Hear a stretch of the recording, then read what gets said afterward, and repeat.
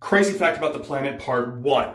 Starting at the pyramids in Giza, going across the Sahara through the Atlantic Ocean across South America through the Pacific Ocean to Easter Island on the most remote opposite side of the planet, all the way back around back to the pyramids are 21 ancient, mysterious sites, all on this same line with remarkable precision to one another, circling around the planet. And whoever was building the massive megalithic stonework, like what we find in Egypt, South America, even on Easter Island, had the capability to quarry, move, and lift unbelievable large masses of rock above your head, and cut and shape the stone with such a level of precision that you can't fit a piece of paper and in some places a razor blade in between the blocks as they butt up to each other. Many, if not all of these sites have remarkable connections and astronomical alignments with the stars in the sky, along with the sun and moon, along with sharing identical architecture, stone cutting and locking techniques, making many of the walls and structures earthquake-proof, which is why they have lasted as long as they have.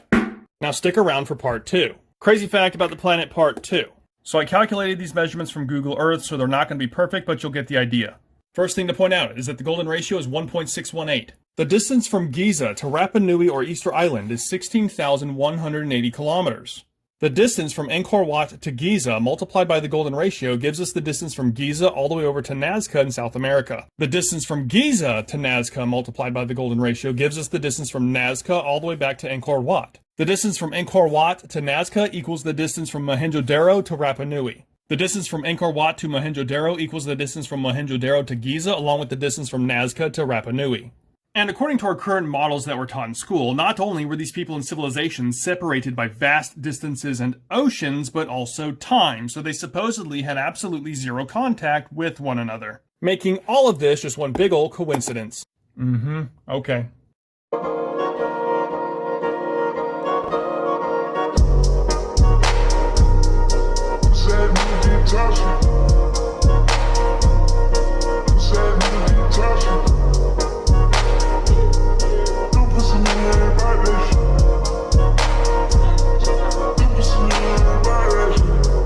So if all these ancient cultures across the planet had no contact with one another throughout history, why are they all doing the same thing? Everyone's building some kind of pyramid. Is the answer really as simple as this is just the easiest structure to build? I guess they all just figured out the same vaulting system as well. By the way, they're also doing mummy stuff. The pyramid on the left is from South America and the one on the right is from Cambodia. Basically all of them are using polygonal stone masonry. And on this masonry we always find nubs protruding from the stone. What's with the nubs? We don't understand the nubs. Don't forget the connection and orientation with the stars in the sky.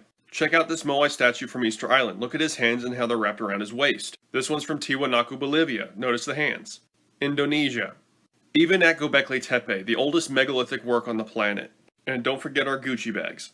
I believe the simplest, most reasonable conclusion we can derive from all of this is that humans in ancient times were a globally connected civilization and at some point in history got disconnected from one another, and as time passed, slowly forgot their connection.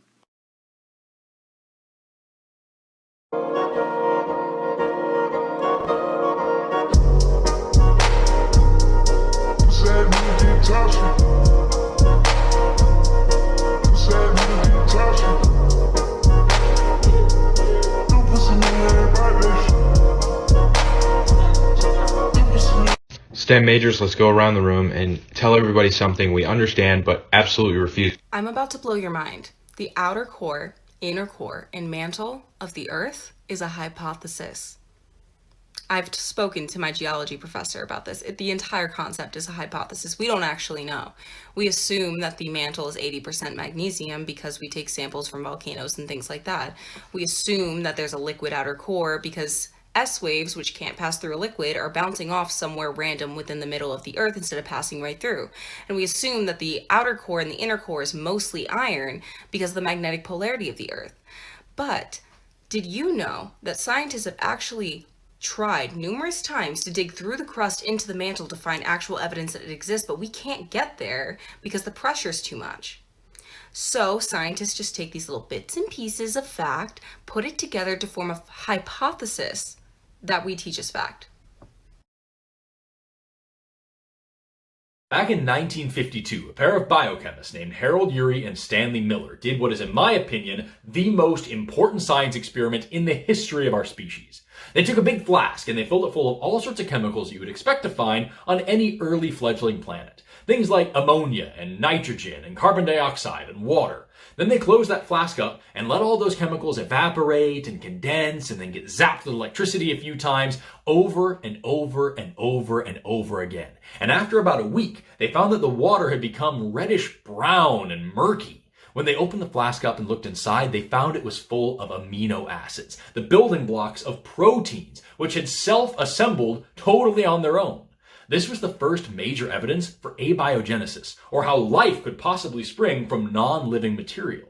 And it begs the question, if these researchers could do this with just a flask in a week, what could happen if you had a whole planet in like 1 million years?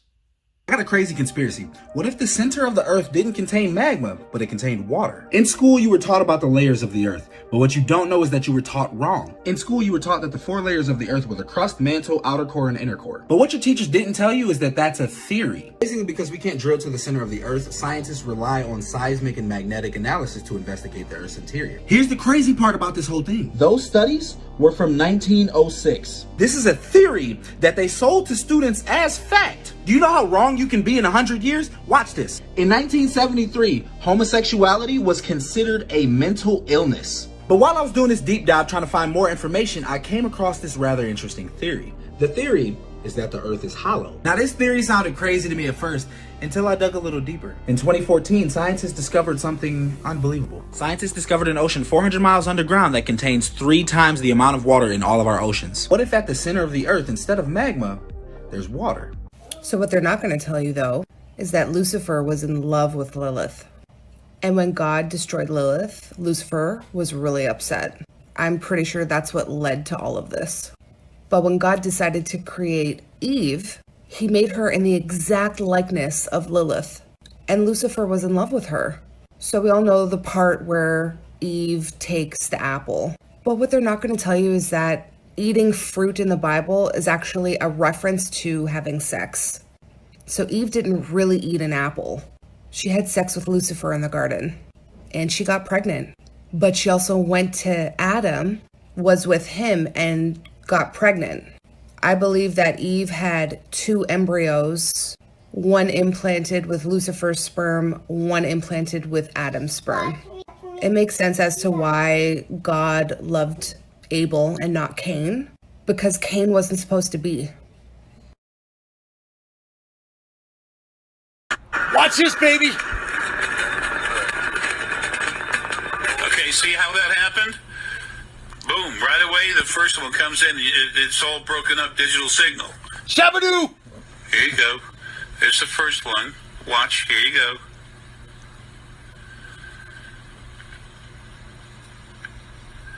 Boom, it's breaking up everything. Then the second one goes by. Come on, everybody. This is very slow-mo. Look at that. Take a second. Look at that ship. Folks, that is a... Shabadoo! That is a Napoleon ship. They love the circular thing. Y'all, we really live in a world where animals have powers. Bitch. Like birds, bitch. Birds can deadass fly, and we just go around like that shit is normal. Dolphins are literally mammals, living in the ocean, flourishing. How? Then I heard of this thing called the fucking pistol shrimp. Bitch, it has a pincher that can literally go like, and a bunch of like fucking hot air comes out that's hotter than the fucking sun. There's animals that can glow, bitch. And a chameleon? Chameleons confuse the shit out of me. How is that possible? Bitch, why can a cheetah run that fast? That's not. And we make all these superhero movies about humans having powers. No, we're the bottom feeders of Earth. Animals literally have special abilities, bitch. And we just walk around like that shit is normal. Just like all ancient cultures, when it came to the Egyptians and medicine, they did a lot of crazy stuff. From who knows what kind of cocktail to cure diseases, to dentistry that looks like it came out of a horror movie, to frickin' brain surgery. Listed, they did it. However, the Egyptians' understanding of the human brain has been something that has fascinated me for a while now. At the center of every brain on the planet, there is a small gland called the pineal gland. It's shaped like a pine cone. Our understanding of this section of the brain is not complete. However, the pineal gland is suggested to contain DMT or dimethyltryptamine. It's thought that when one is sleeping, the pineal gland releases a little bit of DMT into your brain to allow you to dream. There are also studies to suggest that when one dies, DMT is released into the brain. Plants all across the planet also contain DMT, but very specific ones contain large amounts. People have been brewing these plants for thousands of years to create highly potent DMT drinks. The most widely known drink is ayahuasca. If you drink this cup, buckle the fuck in. We know the Egyptians were drinking DMT through the acacia bush or their tree of life. Most people are familiar with the Eye of Horus, which symbolizes your third eye. It would appear they knew something was going on upstairs. This is why I love this app. I just saw a video that just completely floored me. The video was basically one guy talking to himself, and he was like, you know, I'm trying to speak to my higher self, I'm trying to become a higher self, and the higher self version of him was like, we're the same. And he gave him this technique, and it was like, I felt it immediately. And I'm going to tell you the same technique because we have to spread this around. Just close your eyes, take a deep breath, and think about the breakthrough that you want. Think about having already attained that breakthrough. Just think 3 hours, 3 weeks, 3 months in advance to whenever you get that breakthrough, and just observe how you feel. And that's you in your higher self. It lines up with everything we've been talking about. It lines up with everything we've been talking about. We know how to get to the past, and you get to the future, the higher self. It's just you. It's just you. I hope that helps you guys. Things in the Bible that your religion does not want you to know. Part 1. Matthew 6:33 says, "But seek ye first the kingdom of God and his righteousness, and these things shall be added unto you." Now, where is the kingdom of God at? It also tells you that too. Luke 17:21 says, "The kingdom of God is within you." Well, if the kingdom of God is within me, how do I reach it? 1 John 1:5 says, "This then is the message which we have heard of him, and declare unto you, God is light." Well, if God is light, and we can't see God, what does that mean? Matthew 6:22 says, "The light of the body is the eye. If therefore thine eye be single, the whole body shall be full of light."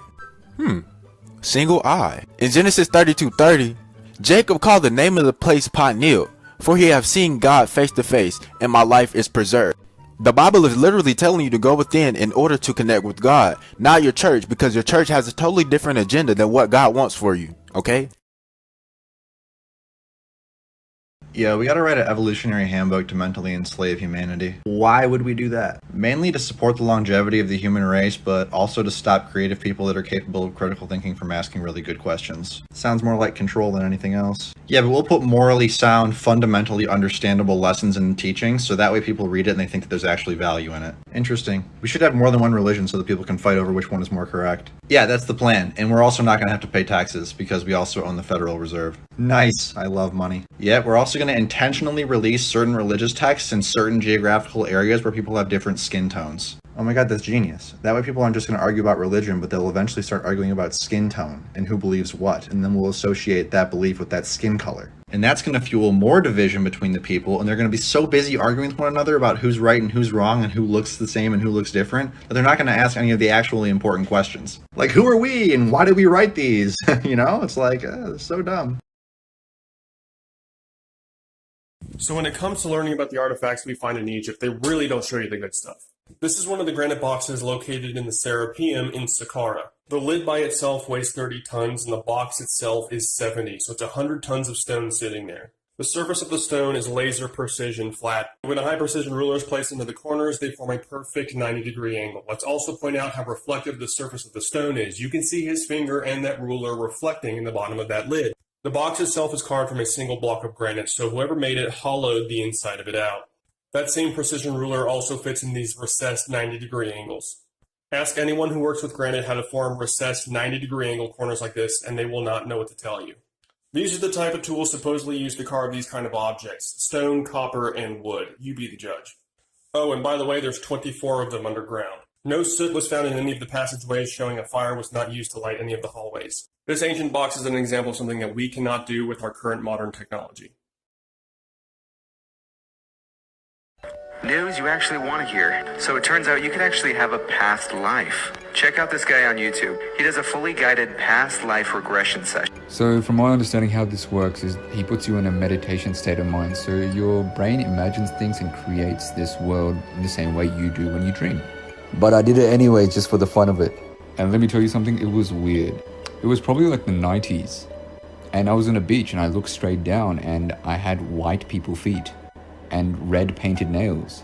And then I could see my blonde hair. I was a white lady. And it basically skipped through her life and it was really weird. But after that whole life experience, my spirit left the body, right? And I flew up into the sky. And I met my spirit guide, bro. This is some Avatar shit. And she was basically like a lady, but she was completely clear. She was floating towards me and she had white glowing eyes. She wasn't saying anything, but I could understand everything. While browsing the internet, I came across someone's belief of 5 ancient books that are controversial. So of course, I'm now presenting them to you. The first is the Book of Thoth, an ancient Egyptian text believed to give anyone who reads it the secrets of the earth, sea, air, and celestial bodies. The Colburn Bible is an 11-book, 3,600-year-old Judaic-Christian text that spells out human evolution, creationism, and intelligent design. Scholars argue it was made around the time of the Old Testament. Next, the Book of Enoch. This book is believed to have significantly influenced Christian beliefs, while being considered one of the most influential non-canonical apocryphal writings. The Book of the Giants was found in the Qumran caves and talks about giants living on Earth. They destroyed themselves and asked Enoch to speak to God for them. Last is the Ars Notoria, which is a book that promises to teach superhuman abilities to those who follow. It belongs to the Lesser Keys of Solomon.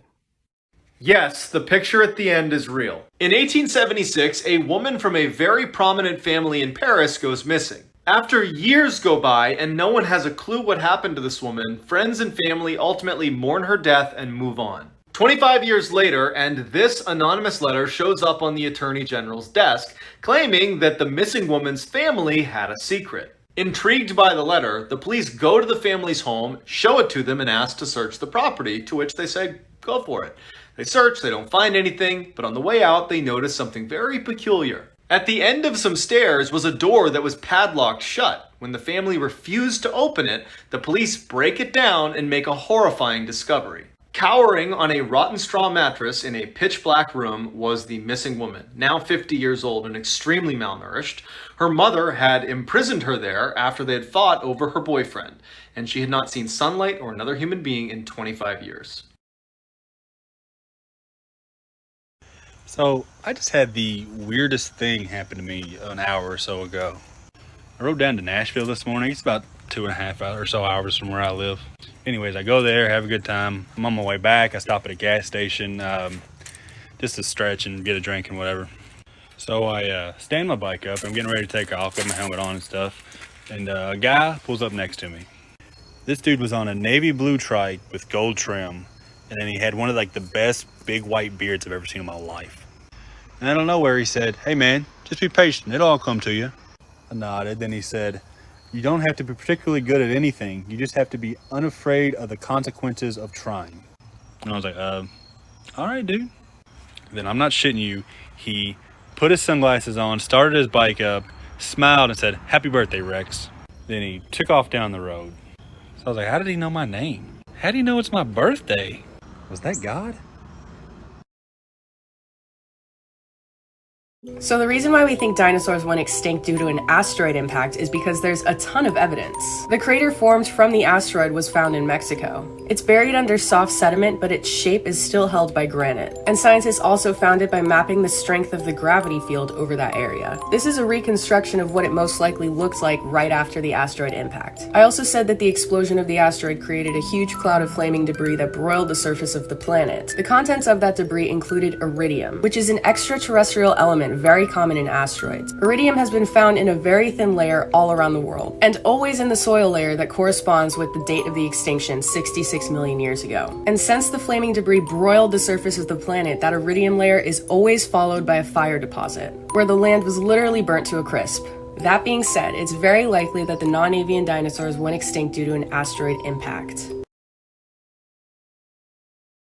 I'm having an epiphany right now, and I don't want to sound crazy, but I'm going to go through this super quick, try and follow. So you remember that movie Avatar, where you have to switch bodies into an avatar body in order to communicate with the people of that planet? Now, we always question if there's extraterrestrial life. Now, Jesus himself told the Roman government, I am not of this world. And also, when they were getting him sentenced to death, he told them, if we were from where I'm from, my servants will be fighting my arrest. So that only means not only is he from another place, but he's a king where he's from, right? Now, in terms of extraterrestrial life, if we were to go to Mars, we would have to get into a Martian body or put on a suit on the exterior of our body in order to live there. So Jesus takes on a human body to where he can communicate with us. Now, where he's from, they are so advanced that they've even beaten death. That's why he sacrifices himself. He allows himself to get killed by the Roman government, so that way he can show to us, hey, look, where I'm from, even death itself cannot defeat us. He also tells us he wants us to come with him. He's preparing a place for us, heaven, right? A whole nother place that we've never been to.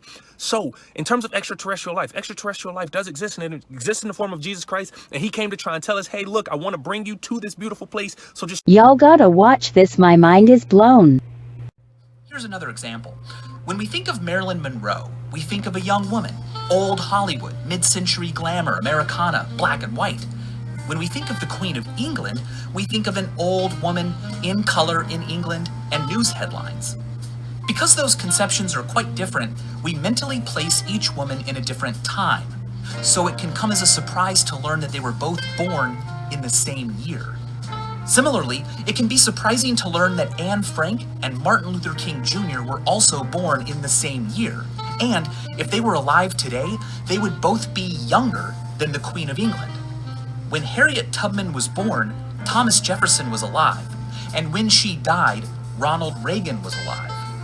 When she died, Ronald Reagan was a... Here's some evidence that proves that we could be living in a simulation. First off, scientists have already determined that the odds of us being in a simulation are about 50-50. Second, in the famous double slit experiment, it was proven that electrons behave differently when they are being observed. This proves that our perception of reality actually affects reality itself, much as it does in a video game. We also exist in an extraordinarily rare and small sliver of the cosmos that is able to sustain life. As a matter of fact, the odds of our gravity being the way it is to sustain our life is 1 in 10 to the 60th power.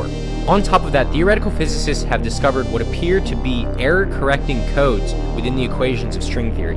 Codes that appear to be pretty similar to the ones that we use in computers today. Also, the smallest unit of measurement, the Planck length, the point at which our concepts of gravity and space-time no longer apply, can essentially be seen as the building blocks or pixels of our universe. What the fuck is that?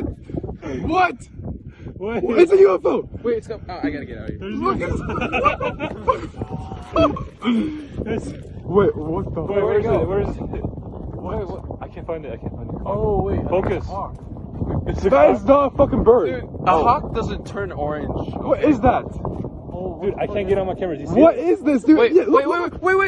What? Oh, do they see it, dude? Do they see it? They see it. What is that?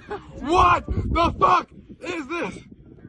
Are we in trouble? Bro, it's like, oh my god! Oh. Do you know ancient Egyptians wouldn't have referred to themselves as Egyptians or the land they lived on as Egypt? I did. Pretty much everything that we learned about antiquity is through the lens of Greek scholars. That's why there's no such thing as Egypt, only Kemet. It's also why there was no such thing as Jesus. Easy. Jesus is the Greek translation of Yeshua or Yeshua. So technically you're not taking the Lord's name in vain when you say Jesus Christ. You'd have to say Yeshua, or technically Yeshua ben Joseph. Or Yeshua ben Pantera if you really want to go down a rabbit hole. This isn't just a problem for antiquity. We do the same thing still today. There's no such thing as Germany or Japan. It's Deutschland or Nippon. And not that it should matter, but people mischaracterize skin coloration based on present day. They'll claim Jesus was a dark-skinned Palestinian, or throw a fit that Gal Gadot is playing Cleopatra. There was 1,400 years of Greek and Roman colonization before the Arabs took over the Middle East and North Africa. So no, they weren't Swedish white, but Ramses the Great did have red hair. So y'all trying to hear the thought that kept me up last night? Just so y'all know, there's never once been a completed T-Rex skeleton found. What about the one in Michigan with the T-Rex locked in battle with the Triceratops? That's not actually true. It wasn't even in Michigan. It wasn't a fucking T-Rex. But I digress. I don't have time for that argument. The point is there's never been a completed T-Rex skeleton found. Which means they've made most of this animal up. One complete item that they have consistently found is the skull. The other bones are all mismatched and shit. If anybody has seen these pictures, I don't need to point out how inaccurate the people who draw dinosaurs are, because they gave them the bones to a baboon, the bones to a zebra, the bones to a hippo, and a swan, and that's what they came up with. Y'all got me fucked up. So basically what I'm getting at is it's a dragon. It's a dragon skull. A lot of its bones being hollow would have explained why they've never found a complete skeleton, because hollow bones are really hard to fossilize. I'm not saying they breathe fire, but you explain to me why there's a dragon in every single culture on the planet. Einstein once said, "What really interests me is whether God had any choice in the creation of the world. As in, is this the only way you can make a universe? And what is the origin of the structure of reality?" Likewise, Edgar D. Mitchell was one of the 12 astronauts to walk on the moon, and he said the most amazing part of the trip was the return journey, when he was looking out of the window of the capsule and he could see the Earth and the moon and the sun, and he suddenly realized that every molecule in the spacecraft, in his body, in the other astronauts' bodies, had all originated from some ancient star, and he had this overwhelming sense of unity. It was all the same Lego bricks, all part of the same game, the same cosmic tons of service. Let's imagine that we are going to replicate the Great Pyramid using 2.3 million individual multi-ton stone blocks, some of them up to the size of a minivan, weighing as much as a semi-truck, and the internal stone carved from granite, quarried from 500 miles away, is cut so perfectly to one another that you can't fit a piece of paper in between the blocks as they butt up to each other. If we were to cut one of those stones wrong, or just set it down wrong by a degree, each block after that, above it or around it, would then be wrong and gradually worsen in error as construction continued, causing the internals to warp, and if bad enough, making the entire pyramid bulge, lean, or spiral before reaching the top and not come to a perfect point with all of its corners. And put 8 sides on your pyramid, and you're 8 times more likely to get that precision and symmetry wrong. And by the way, we only have 20 years to get it done, so we have to continuously place a perfectly cut stone perfectly every 5 minutes, 24 hours a day non-stop for 20 years and pray we didn't get something wrong. Which is not achievable with our current economic systems nor our technology today. Just the conveyor belt system of stone to move it to the site would take an industrial scale unprecedented in our history, and this is just for one pyramid.